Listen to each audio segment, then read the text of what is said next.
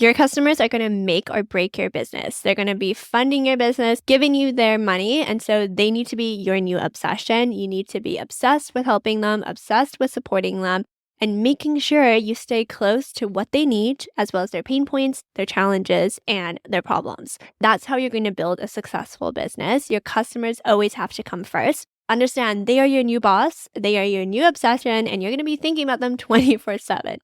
As such, it's really important to figure out who your target customer is. And I always like to say you want to be passionate about who your customer is going to be. Because if you're going to be thinking about them day in and day out, and you're going to be helping them 24/7, and you're making products and services for them, you do want to be passionate on some level about helping them. And so leverage the Notion workbook down below to help you figure out who that might be.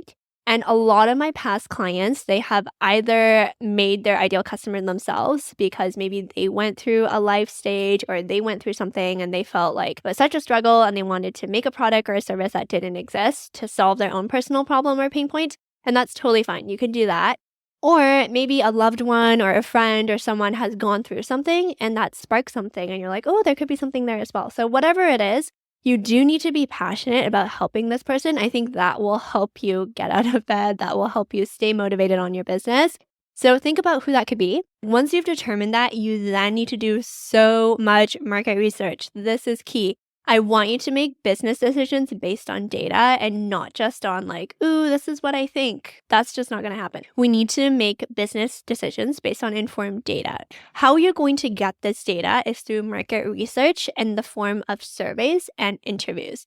And this is something I always emphasize to my clients because you really want to make sure that you have enough statistically significant data to make business decisions.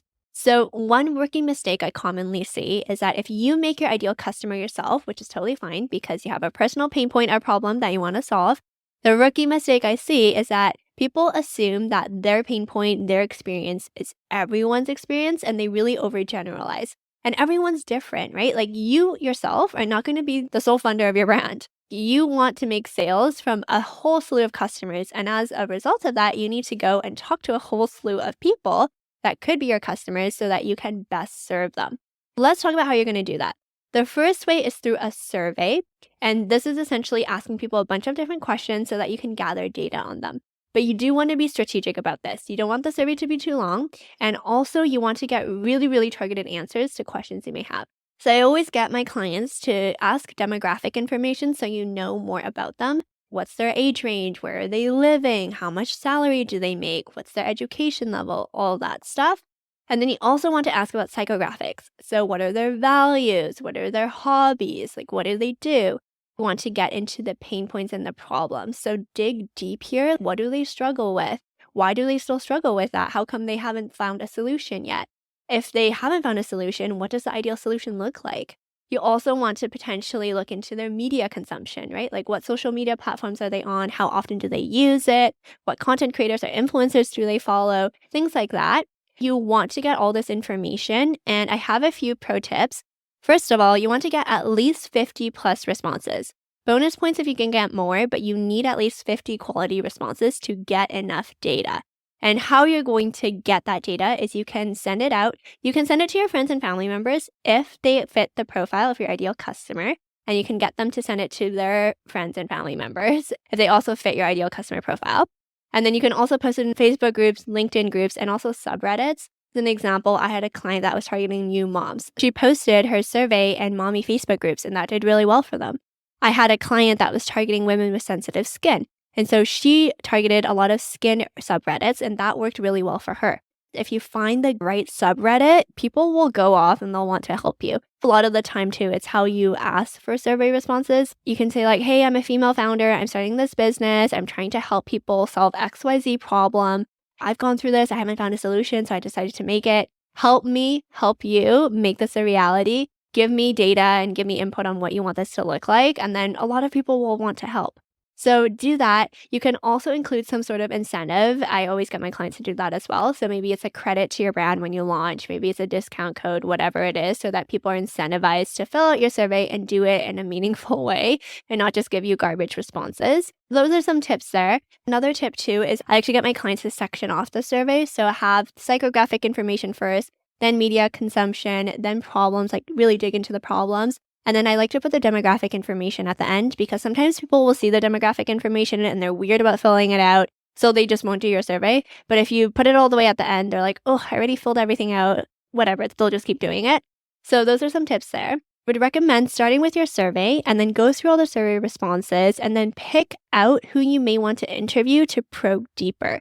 So one survey question I always get my clients to ask is at the very end, you put in a question that's like, hey, if I need to reach out to you to probe a little bit further, would you be open to having a 30 to 45-minute interview call with me?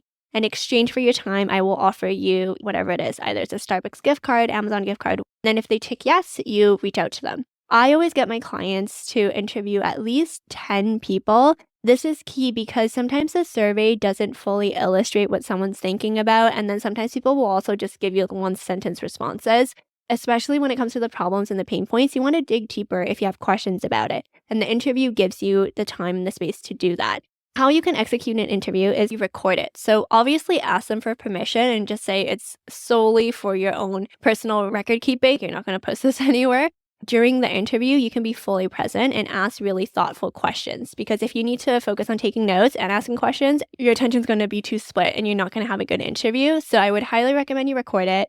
And then just dive deeper on the problems and the pain points and try to co-create a solution together so that you can have the best product and the best service that's actually targeting a problem and a pain point. All this to say, your customer is super important and it is really important to figure out, first of all, who that person is and be passionate about them. And then secondly, dive deep into who they are and gather enough data on them. And you can do that through surveys and interviews. And open the corresponding Notion section to this lesson because I have some survey questions you can leverage, some interview questions you can leverage to make this as easy as possible for you. Make sure you check out the lesson to this corresponding email as well because I give you some stories of how when I first started Recloseted, I didn't do this and it was so detrimental because I launched a product that completely flopped. I spent 6 months fine-tuning it and it flopped and it was so bad because I didn't put my customers first and I didn't take this customer first approach. If you used to listen to my Recloseted radio podcast or my Recloseted YouTube video or we work together, you are likely so sick of hearing me say customer first approach, but you do need to do that. Anyways, all this to say, finish the Notion workbook for this lesson, read the email, and once you've completed all these action items, I want you to pat yourself on the back because that's huge and it's so important that you're strategic about your customers. But then when you're ready, I will see you in the next lesson.